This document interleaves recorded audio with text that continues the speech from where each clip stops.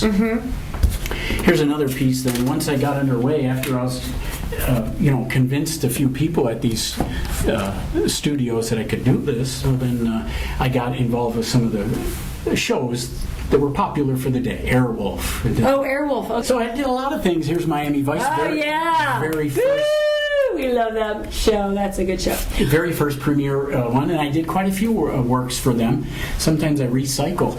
Boy, that's really Sometimes so I recycle images. Take a look at the crocodile in that one. And we didn't have to pay him for his Yay! Oh, yeah, and you can't do Miami Vice without a girl. Without a scantily clad girl in the Miami backdrop, because that's really what it's all about. That's great. Now, what was that? That was for TV Guide? Movie post. That's one thing that was. You asked about the design and everything. It was always two guys, a girl, and a gun. If it wasn't two guys, a girl, and a gun, it was two guns, a guy and a girl. Two girls, a guy and a gun. It's pretty much the same content, but just gun was required. Yes, yeah. Well, you have that tension. Yeah. Anyway, that was in the early 80s that I began doing that, and for, almost 10 years I worked doing those.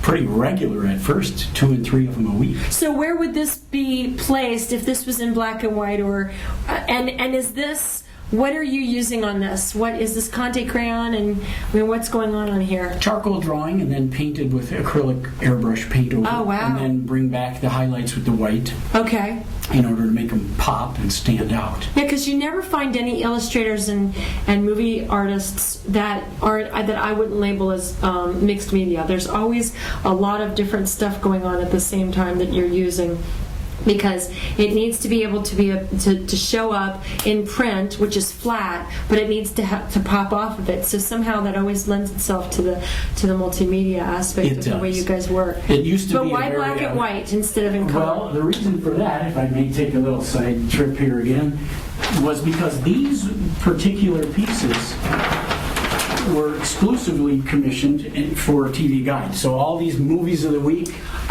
And all of those look at that you looked at as you were growing up, those were all the things I did. Cool. This is a promotional piece. Oh, look, there you are. Showcasing all the ones that I had done. So there I am in a younger form. So this was, what did they use this for? This was just... I created this to showcase all of the pieces I had done. So all the shows I worked on are in here, and then that was given out to the people that I worked with. Wow, that's so neat. And that's your personal copy. Little marketing. Really? Yes. That's so nice. You're like a marketing genius, you are. And that doesn't come very often with the art person. That's great. The fact that I used TV Guide's logo got the ire up of the company, and they sent me a letter saying, "Who gave you permission to use this?"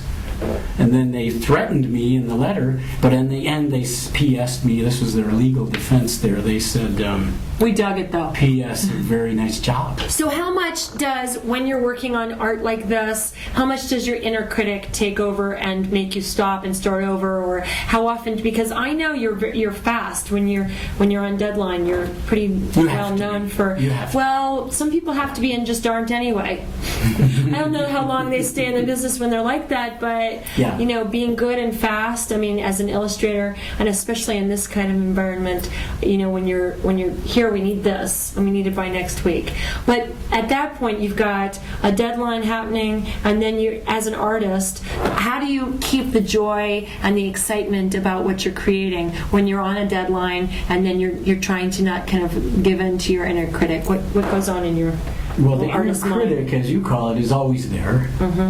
And it never goes away, even when the job's done. And this is not just me talking, but people like Norman Rockwell or Pablo Picasso, they would work on things after they were done. And they'd be sitting, and 2 years later, they'd drag it out and work on it. Norman Rockwell, already printed, it's done. Bring it out. Because we grow. And then when we look at that thing, we go, I let that get by. So there's no end to the inner critic, how far you can take it. My wife is a big note. She notes that. It's done. It's done already. Yeah. And so I work late, often into the night, when I say, no, it's not done. But she would think it's done, so we could do something else, Well, when she says it's done and you work into the night, and the next day does she see it and go, oh, I see what you mean? In many cases, yes. So it's just that yeah. extra little level of sparkle. It's nice to have someone who can help you and be your cheerleader, though, isn't it? As an artist, absolutely. to have somebody there. Otherwise, you're in your cave and you don't really get to visit with people and run it by too many others. So, right. A great help from my wife, very big help for all these years that she's Isn't been that wonderful? my biggest fan that's help. right, and critic, yeah. So that's with a positive spin. Critic with a positive spin. Absolutely. Right, great.